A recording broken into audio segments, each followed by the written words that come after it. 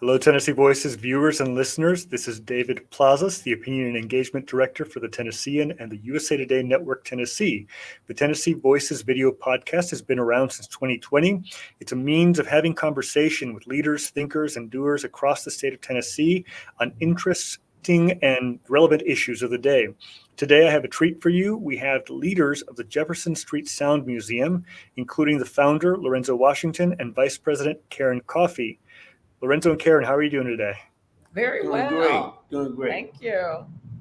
So for people who might not be familiar with the museum, would you tell us a little bit about its mission and what people can find if they choose to visit? Well, what we're doing here on Jefferson Street at the Jefferson Street Sound Museum is making the community and outside of the community aware of the great history that took place over here on Jefferson Street during its heyday. And there were a number of artists and musicians that played in these clubs here on Jefferson Street. And some, just to name a couple, Nat King Cole, Bobby Blue Bland, B.B. King, Aretha Franklin, Marion James, Clifford Curry, just to name a few. And it was over on the tree that I designed. It's about 150 names on that tree who played on Jefferson Street. And Jefferson Street was a part of the Chitlin Circuit. And this Chitlin Circuit is where artists and musicians traveled around the Southeast and were able to get jobs in different cities in the clubs, because every city had a street similar to Jefferson Street. But Jefferson Street was a well-known street because we had 3 HBCU colleges on Jefferson Street, the only street in the world really that had 3 HBCU colleges.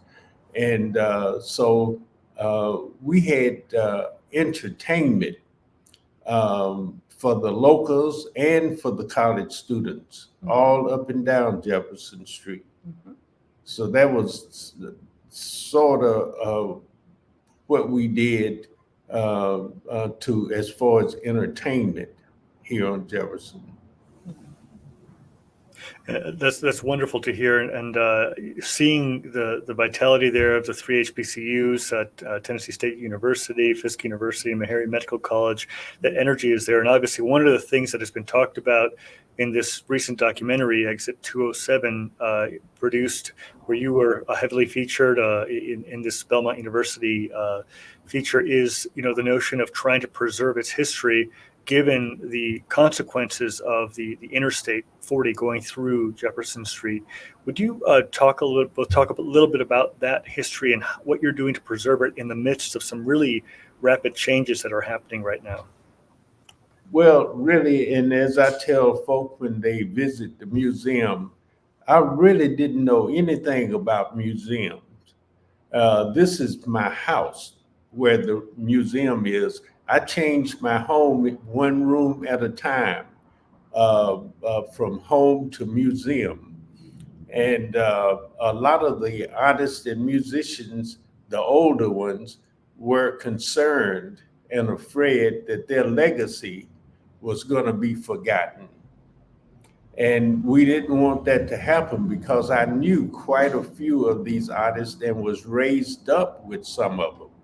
So it was the local artists that first grabbed my interest in having a museum to represent all of the artists, not just the ones that I knew, but all of the artists, like James Brown, who played down the street, Little Richard, who played the Club Baron, Jimi Hendrix. And I shook Jimi Hendrix's hand in the club more than once and saw him walk up and down Jefferson Street. So I had those experiences here on Jefferson Street. Well, thank you very much. And to Karen Coffey, how did you get involved in a museum, and what keeps you focused on the mission? What keeps me focused is the ability to help preserve musical legacies on historic Jefferson Street. It's very important that the history, the music, the sound of historic Jefferson Street is kept alive. So I have a vested interest in it. I happen to grow up on Tennessee State University campus, one of the HBCUs. So I was able to see Jefferson Street at that point in time when it was a thriving street, when historic Jefferson Street was the Black Wall Street of Nashville. So there is a love there to help preserve what we have currently and also to bring newness, new business, new sounds to historic Jefferson Street. Now, back in the day, Jefferson Street had over 600 and something homes and businesses on this street. It was a thriving community. And but all of that's gone now. When the interstate came through, I-40, it disrupted the total flow of traffic and people up and down Jefferson Street. So we're just trying to make the community and outside of the community aware that all of this history it took place here on Jefferson Street, and we have that kind of a legacy here in North Nashville and on Jefferson Street. One of the other challenges that was talked about in the documentary, again, Exit 207, was about recent patterns of displacement and gentrification that have changed the neighborhood. And also the work that you're doing is incredibly important. I've been in Nashville for about 10 years now, and there's been this thought that Nashville hasn't been great at preserving a lot of its history. So the two of you are doing a very important task of preserving this legacy that's been around for a long time. What are your thoughts about that? Well, my thought on that is that we need we need to make the next generations aware of their history, and that they've got a lot of history to make as a platform here in the city. We've got a lot of high schools and elementary schools that needs to be taught that we got this kind of history here on Jefferson Street and in North Nashville. Because at one point, we could not shop outside of this North Nashville, Jefferson Street area. And we had people like Jackie Robinson, Joe Louis, Muhammad Ali to hang on Jefferson Street back in the day. So there is a lot of history that needs to be taught to the kids coming up, and just to let them know that there is a lot of Black history in this community. Would you talk a little bit more about the tree you created, and some of the ways that you were able to create this history? Because as you mentioned earlier, you didn't know anything about a museum, and now you are a museum curator. But tell us a little bit about how you developed that tree and how you help people understand this history. Well, going back and talking to folk like Marion James and Clifford Curry, Jesse Boyce, we were trying to figure out how we were going to set up some kind of platform so that we could represent the folk that has made this history. And so as I was writing some names down, I thought about the clubs, the nightclubs, and what we did with the nightclubs is made them the limbs on the tree, and and the artists and musicians became the The leaves. leaves on the tree. Mhm. And so once we put the limbs on the tree, we could ask different artists and musicians who played in these clubs, who played beside you, who did you back up, who backed up you. And they start telling me all of these names of all of these great musicians that actually played in these clubs. And that's the way I was able to build the tree, is through the artists and musicians that actually played in these clubs and played with B.B. King. And Nashville, it was one thing about Nashville. Nashville had some of the best musicians in the country, because we had Tennessee State out here, and a lot of these artists and musicians went to school at Tennessee State. And when they on the weekends, they would play in the clubs up and down Jefferson and around in North Nashville. So we had a lot of great talent, and that allowed me to build that tree, which became very important because it tells you some of the artists and musicians that became very famous, like a B.B. King and Aretha Franklin, I get Tina Turner, Ike and Tina Turner, Jimi Hendrix. Jimi Hendrix for sure. Well, all of these folk became very famous, but they got their start uh, doing the Chitlin Circuit. And Nashville was one of the main locations on the Chitlin Circuit, because we had all of these nightclubs up and down Jefferson Street. It was like 32, 33 blocks of things happening and entertainment on Jefferson Street.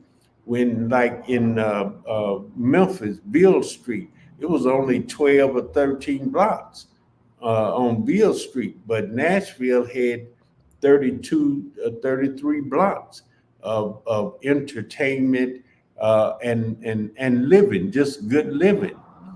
The folk on Jefferson Street, it was so many ways to make a living in North Nashville back in the day, especially when they had on the weekends, there were families selling fish sandwiches, selling plate lunches. And those were the ones on the street. Those were not the ones that were um, in clubs and in buildings with businesses. We had 3 banks on Jefferson Street. We had flower shops. We had car dealerships. We had clothing stores. Some of everything that you would need to survive in a community was right here on Jefferson Street.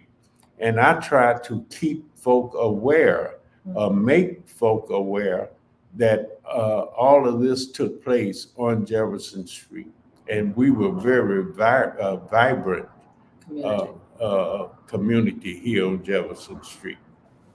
Oh, thank you so much for sharing that. If people are interested in visiting the museum, can you give us some details on how they can learn more and to make a visit? Yeah, right now we are open on Saturdays from 11 to 4 in the evening, from 11 a.m. to 4 p.m. Uh, Tuesday, Wednesday, and Thursday, we accept appointments during Thanks. those days. Mhm. And if you call in and make an appointment, then I'll come in.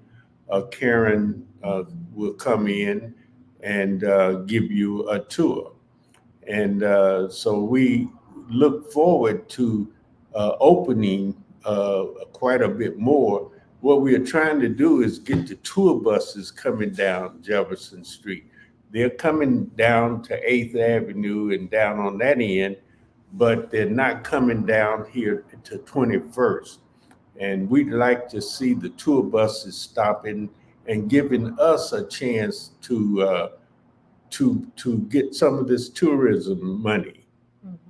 And that's very important for our survival. And that's the reason that we are only open that one day and 3 other days by appointment is because we are not seeing the tour buses up and down this street. And this is a tourism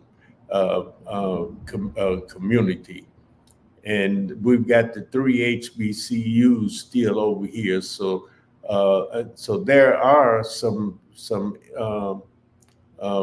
places for tourists to stop and take a look at, especially you got Fisk University in Tennessee State and Meharry, and you got the museum, and you got 2 or 3 other businesses. But we'd like to see the buses stop on Jefferson Street. Well, this is a message for viewers and listeners that you've got another stop to make over here to the Jefferson Street Sound Museum. The website is jeffersonstreetsound.com.